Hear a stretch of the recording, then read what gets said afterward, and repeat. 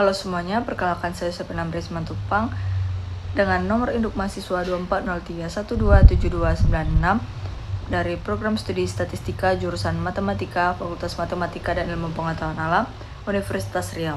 Pada kesempatan kali ini saya ingin berterima kasih kepada Ibu Nur L. Goldameir, MSI, selaku dosen pengampu mata kuliah pengantar sains data. Berikut saya akan memaparkan hasil presentasi saya. Pengantar sains data dan roadmap pembelajaran, transformasi data menjadi wawasan strategis. Menurut Azhar Susanto tahun 2018, data adalah sekumpulan fakta dan input untuk menghasilkan informasi. Di era digital sekarang ini, kita dapat melihat bahwa data yang ada itu sangatlah banyak. Kemudian, kecepatan penyebarannya juga sangat luar biasa.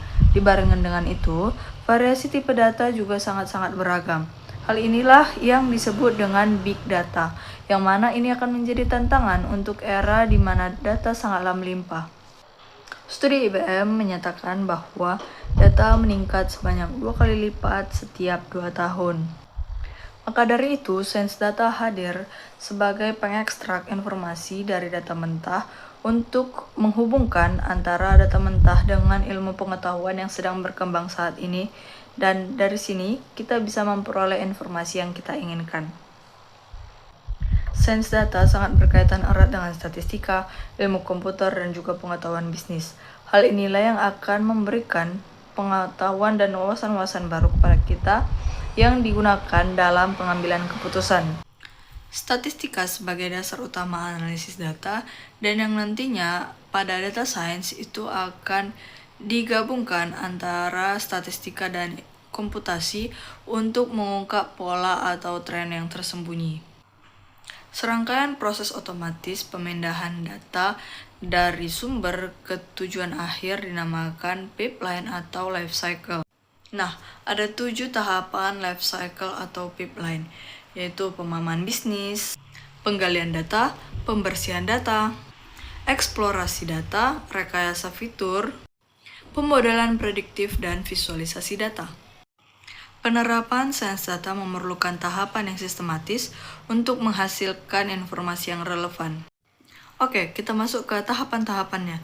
Yang pertama adalah tahapan pemahaman bisnis.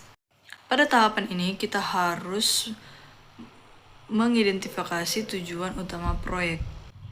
Kemudian, diskusi mendalam untuk menentukan masalah spesifik dan juga kunci pertanyaan yang harus dijawab oleh data.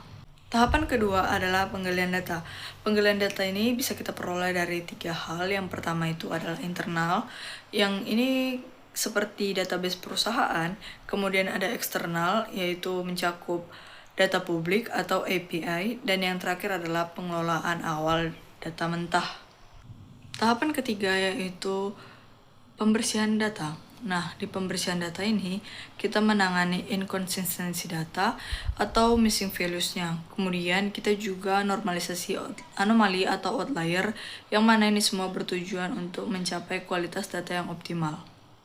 Setelah kita membersihkan data, kita masuk ke tahap yang keempat, yaitu eksplorasi data. Nah, jadi setelah kita membersihkan data seperti langkah yang sebelumnya, kita eksplorasi nih datanya, kita pahami strukturnya, polanya, ataupun anomali awalnya dengan menggunakan teknik histogram, scatter plot, ataupun heat map, yang mana ini akan berperan sebagai pembentuk hipotesis awal. Setelah kita eksplorasi data, kita lanjut ke tahap kelima, yaitu rekayasa fitur. Nah, di sini kita transformasi data mentah menjadi data yang lebih informatif untuk algoritma. Dan di tahap ini kita punya 2 feature. Yang pertama itu feature selection dan juga feature transformation. Baik, selanjutnya tahap ke-6 yaitu pemodelan prediktif. Pada tahap ini, kita akan membangun model menggunakan machine learning. Yang pertama adalah proses. Proses melibatkan seperti training, validation, dan juga testing. Yang kedua adalah evaluasi. Di evaluasi ini ada akurasi, presisi, dan juga recall. Dan yang terakhir itu optimasi seperti hyperparameter tuning. Selanjutnya, tahap terakhir adalah visualisasi data. Di sini kita akan menerima informasi dari data mentah menjadi wawasan baru, yang dapat ditindaklanjuti. Nah, wawasan baru inilah yang akan dijelaskan secara jelas dan menarik. Melalui wawasan baru ini, kita dapat membantu dalam pengambilan keputusan. Kemudian kita akan masuk ke implementasi di dunia nyata. Seperti apa sih sebenarnya implementasi sains data ini di dunia nyata? Nah, ternyata di dunia nyata sains data berperan di berbagai bidang. Pertama itu ada di bidang kesehatan. Pada bidang kesehatan, sains data berperan sebagai deteksi dini pada gejala penyakit dan juga rekam medis pada pasien beresiko tinggi. Yang kedua, finansial. Di sini sains data berperan sebagai pendeteksi penipuan pada transaksi perbankan secara real time. Yang ketiga, olahraga profesional. Di sini sains data berperan sebagai analisis performa atlet dan juga rekrutmen pemain muda yang berpotensi.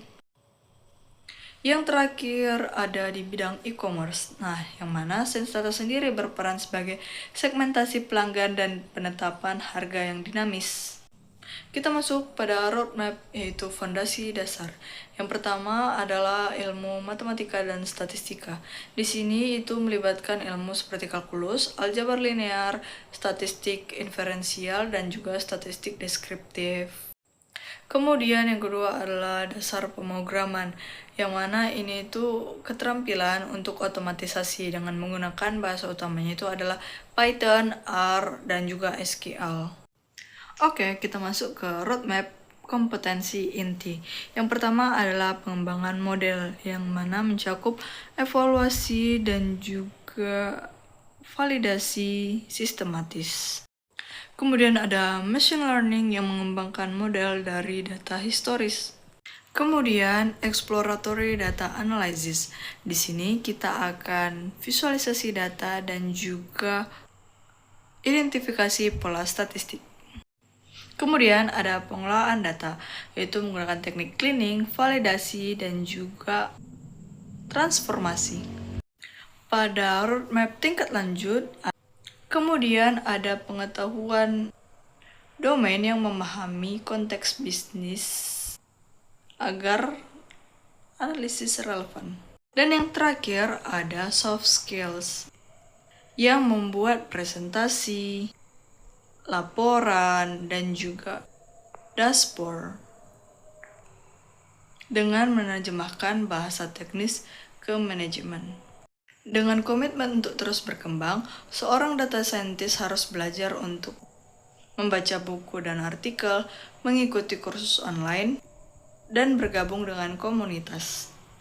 Dengan mengikuti roadmap yang terstruktur, kita siap berevolusi untuk berkontribusi dalam data. Sekian dari presentasi saya. Mohon maaf apabila ada kesalahan maupun perbuatan. Dengan ini saya akhiri. Terima kasih.